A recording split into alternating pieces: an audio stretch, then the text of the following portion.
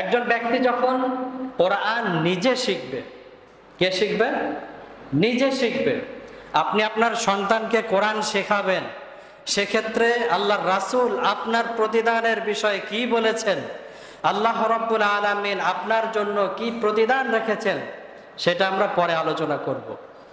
আগে আপনি যদি নিজে নিজ গরজে কোরআন শরীফ শেখেন, নিজে কষ্ট করে শেখেন।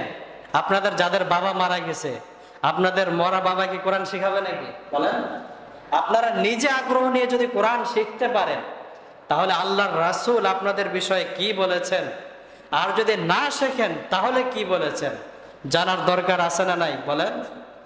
প্রিয় ভাইয়েরা আমার, তিরমিজি শরীফের বর্ণনা, আল্লাহর হাবিব সাল্লাল্লাহু আলাইহি লাইসা ফি জাওফিহি শাইউম মিনাল কোরআন।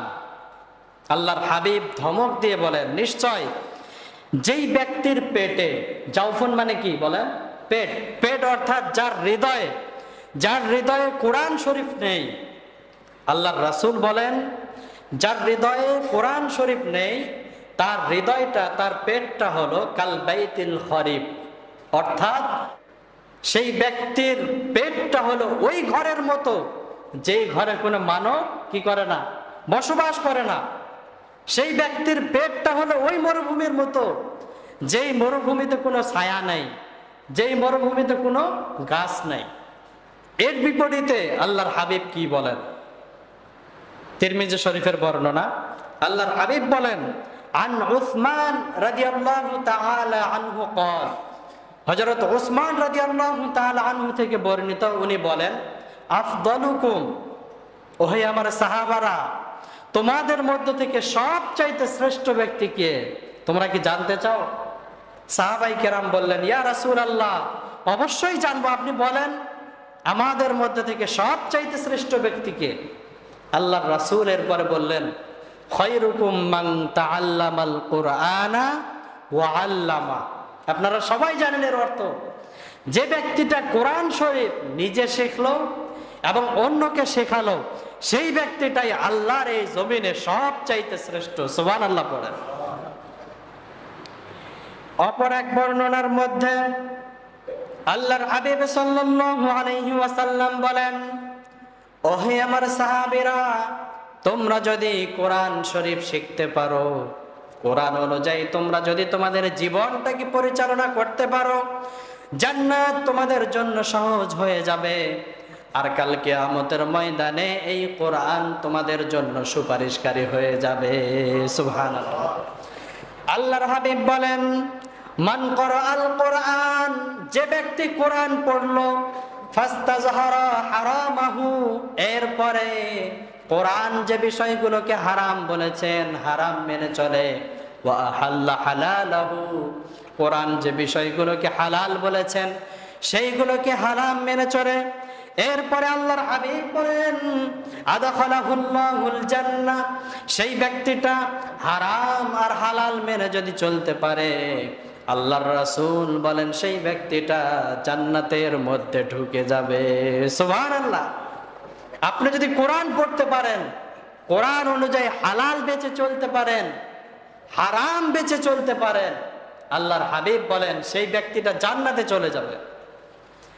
এরপরে আল্লাহর রাসূল সাল্লাল্লাহু আলাইহি ওয়াসাল্লাম আরো বলেন, ওয়াশাফাহু ফি আশারাতিন মিন আহলি বাইতিহি কুল্লুহুম ক্বাদ ওয়াজাবাত লাহুন নার, যে ব্যক্তিটা কোরআন পড়বে, যে ব্যক্তিটা কোরআন শিখবে, কোরআন অনুযায়ী নিজের জীবনকে পরিচালনা করবে, সে তার পরিবারের মধ্য থেকে 10 জন ব্যক্তিকে জান্নাতের মধ্যে নিয়ে যেতে পারবে।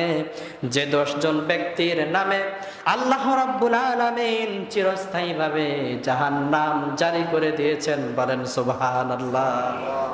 আপনি যদি কোরআন শেখেন, আপনার সন্তান যদি কোরআন শেখে, আপনার সন্তান যদি কোরআন অনুযায়ী চলে, তার তো একটা প্রতিদান আছেই, সে জান্নাতে চলে যাবে। এবং আল্লাহর রাসূল বলেন, সে তার পরিবারের ওই 10 জন মানুষের জন্য সুপারিশ করে জান্নাতের মধ্যে নিয়ে যেতে পারবে। কোন 10 জন? যেই 10 জন পৃথিবীতে থাকা অবস্থায় এত বেশি পাপ করেছেন যে তারা মৃত্যুবরণ করার পরেই আল্লাহ রাব্বুল আলামিন সাথে সাথেই তাদেরকে কোথায় দিয়েছেন? জাহান্নামে দিয়েছেন। এমন 10 জন ব্যক্তির নামে সুপারিশ করে তাদেরকে কোথায় নিয়ে যাবে? জান্নাতে নিয়ে যাবে। সুবহানাল্লাহ বলেন। অপর এক বর্ণনার মধ্যে যে ব্যক্তি কোরআন পড়বে, কোরআনের হিফজ করবে, কোরআন অনুযায়ী জীবন পরিচালনা বলেন, কাল কিয়ামতের ময়দানে প্রত্যেকটা মানুষ সামনে থাকবে। সেই মানুষগুলোর সামনে দিয়ে কোরআনের হাফেজকে, কোরআনের আলেমকে, কোরআন অনুযায়ী যে ব্যক্তি নিজের জীবন পরিচালনা করেছে, রাত্রি জাগরণ করে কোরআন তেলাওয়াত করেছে, আল্লাহ রাব্বুল আলামিন তাকে এক পার্শ্বে নিয়ে যাবেন। এক পার্শ্বে নিয়ে যাওয়ার পরে বলবেন, ইকরা, ওহে আমার বান্দা, তুমি তোমার দুনিয়াতে যেই কোরআনটা পড়তে, সেই কোরআনটা পড়া শুরু করে দাও। ওয়ারতাকি ওয়ারাতিল কামা কুনতা তুরাতিল ফিদ দুনিয়া মানজিলাকা ইনদা আখিরি আয়াতিন তাকরাউহা। সুবহানাল্লাহ। সেই ব্যক্তিকে বলবে, তুমি আসো, তুমি যে দুনিয়াতে কোরআন পড়তে, সুন্দর করে কোরআন শরীফ পড়তে, তোমার কোরআন তেলাওয়াত শুনে মানুষরা মুগ্ধ হতো, তোমার কোরআন ছিল সহি শুদ্ধ, আজকে তুমি কোরআন পড়ো, একটা আয়াত পড়বে, একটা জান্নাতের সিঁড়ি দেওয়া হবে। সুবহানাল্লাহ বলেন। এভাবে সে যতগুলো আয়াত পড়তে পারবে, তার যতগুলো আয়াত মুখস্থ থাকবে, তার জান্নাতের উঁচু মাকামটা হবে তত উপরে। বলেন সুবহানাল্লাহ। এই হাদিসের ব্যাখ্যার মাধ্যমে বোঝা যায় যে শুধু হাফেজদের মধ্যে বা শুধু হাফেজদের জন্য এই ফজিলতটা না। আপনার যদি 10টা সূরা মুখস্থ থাকে, এই 10টা সূরার জয়টা আয়াত রয়েছে, আপনার জান্নাতটা সেই 10টা সূরার সেই আয়াতের মধ্যে আয়াতের মতো উঁচু হবে। কিন্তু শর্ত হলো কি করতে হবে? কোরআন অনুযায়ী নিজের জীবনকে পরিচালনা করতে হবে। পারবেন তো ইনশাআল্লাহ? আল্লাহ পাক আমাদের সকলকে কবুল করুন। সকলে পড়ি আমিন। এইটা তো ছিল।